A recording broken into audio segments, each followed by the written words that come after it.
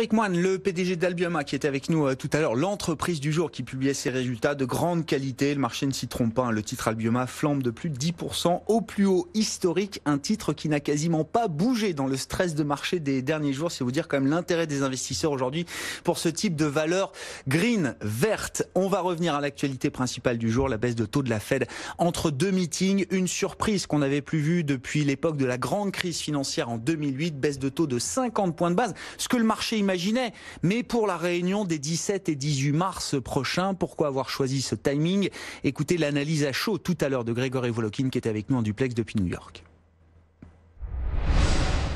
On peut dire assez simplement que l'économie américaine n'avait absolument pas besoin à ce moment-là d'une baisse des taux.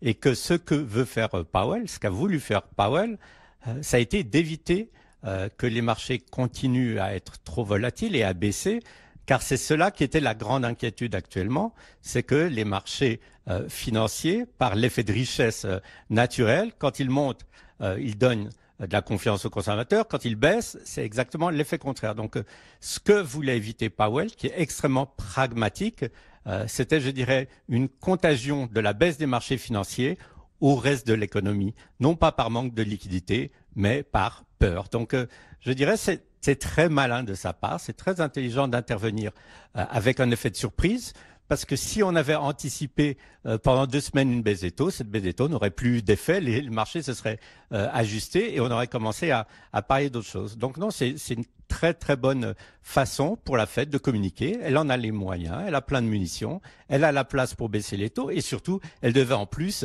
s'aligner sur les taux réels sur les marchés. L'écart était beaucoup trop grand. Donc c'est une nouvelle Fed.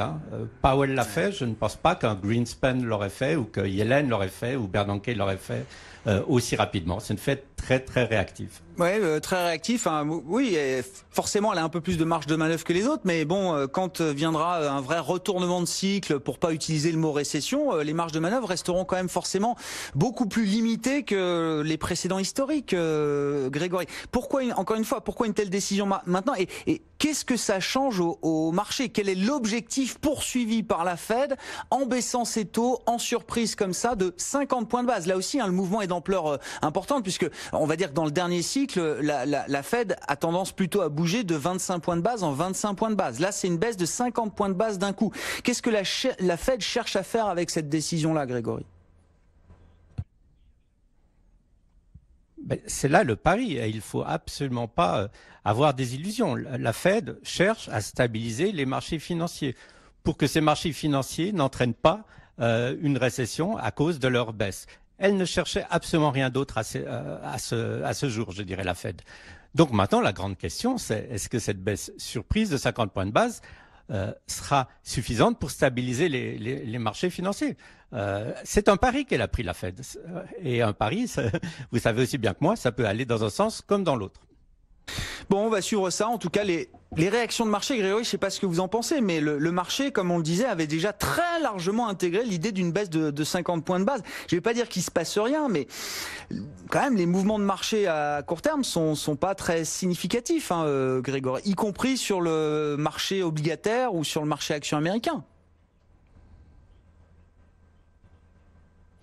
Écoutez, on peut dire ça et vous avez raison, mais on pouvait aussi dire que la semaine dernière, les marchés, en paniquant, avaient anticipé une panique générale de la population face au coronavirus. Et le plus on apprend du coronavirus, le plus on voit que les mesures qu'on appelle de containment, en fait, qui sont les mesures que prennent les gouvernements, que prend la France aussi, sont des mesures qu'on peut dire efficaces. Si vous regardez le nombre de victimes du coronavirus, il n'y a vraiment pas de quoi s'affoler. Donc les marchés s'étaient affolés.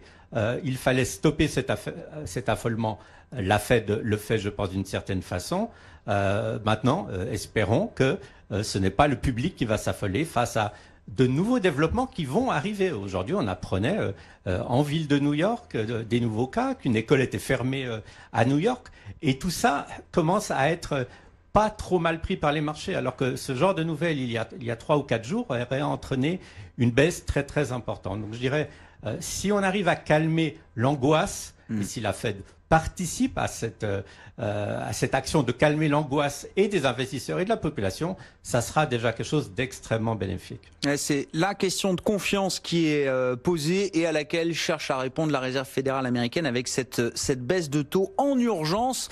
La première peut-être depuis la crise technologique des années 2000. Hein. Je ne sais même pas si en 2008 on avait des baisses de taux entre deux meetings comme ça de la Réserve fédérale américaine. Bon, il y avait forcément des réunions d'urgence quand même en septembre 2008. La Fed qui dans son communiqué nous dit que les fondamentaux de l'économie américaine demeurent solides, mais le coronavirus pose à l'économie des risques évolutifs en évolution.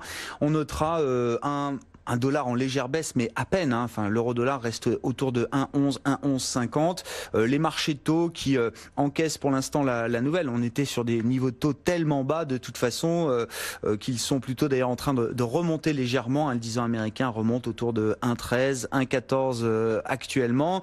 Les taux à court terme avaient très bien anticipé ce mouvement, pas de souci là-dessus. Et puis sur les marchés actions, on sort d'une puissante séance de rebond hier à Wall Street. Rebond qui semble se poursuivre pour l'instant, mais on voit là aussi beaucoup de volatilité, beaucoup d'hésitation. On n'est pas à l'abri de nouveaux contre-pieds sur ces marchés actions avec des phénomènes techniques et spéculatifs importants dans cette phase de stress du marché. Le Dow Jones progresse de 0,5% et puis en Europe, un rebond finalement toujours en place et à laquelle la Fed n'a pas changé grand-chose. Le CAC 40 gagne 2,5% autour de 5460 points cet après-midi. La Réserve fédérale américaine, je vous le rappelle, qui vient d'annoncer une baisse surprise dans le timing de 50 points de base de ces taux directeurs. Le marché attendait une baisse de 50 points de base, oui, mais communiqué traditionnellement lors de la prochaine réunion qui se tiendra toujours les 17 et 18 mars prochains. Grégory, l'autre gros sujet du jour quand même, et il ne faut pas que ça devienne un sujet secondaire, non, c'est la politique américaine. Est-ce qu'aujourd'hui est l'heure de vérité pour le Parti démocrate, Grégory, avec le Super Tuesday, 14 États qui votent pour élire les délégués qui vont choisir le candidat ou la candidate démocrate? Ça pourrait bien être l'heure de vérité. Pourquoi? C'est parce que plus de 25% des délégués vont être choisis aujourd'hui aux États-Unis, dans 14 États, dont des très grands États comme la Californie et le Texas. Il y a encore une semaine, c'était Sanders qui était le grand favori. On avait pratiquement éliminé de la course Joe Biden. Et Joe Biden, en remportant la Caroline du Sud avec un très très bon score, et surtout en ayant maintenant deux autres candidats importants démocrates qui se sont retirés de la course et qui l'appuient, Buttigieg et Klobuchar, Joe Biden pourrait créer la surprise. Et quelle serait la surprise? La surprise, ça serait qu'en fait, on arrive maintenant avec ces deux candidats, Sanders et Biden, à peu près au coude à coude. Et je dirais, si Biden peut rattraper ce retard qu'il avait dans l'opinion et aussi au niveau des électeurs démocrates, ça sera très important aussi pour les marchés. Pourquoi? Sanders, personne ne le voyait être élu et personne ne le voyait être comme une menace face à Donald Trump. Joe Biden, c'est très différent. Joe Biden, d'abord, était vice-président. Il a tout à fait la capacité de réunir le Parti démocrate derrière lui. Et face au président Trump, il a aussi tout à fait des chances de battre Trump. D'ailleurs, dans les sondages, quand on met l'un face à l'autre, Biden est favori. Donc, je dirais, ça va être très important, non seulement pour les démocrates, pour Trump, mais aussi comment on voit le marché. C'est clair que si Sanders avait été le candidat désigné démocrate, pendant des mois, on aurait eu des craintes sur des tas de secteurs, et notamment, par exemple, sur le secteur de la santé, avec le risque de nationalisation de la santé, sur le secteur de l'énergie, alors que Sanders voulait, par exemple, interdire le fracking, alors que Biden, c'est un peu la continuité d'un Obama dans la politique. Il ne serait pas une crainte pour le marché. Donc, on verra ça demain matin. Mais Biden, c'est quelque chose qui rassurerait beaucoup plus les marchés que si tout d'un coup Sanders l'emportait lors de ses primaires avec une importante avance.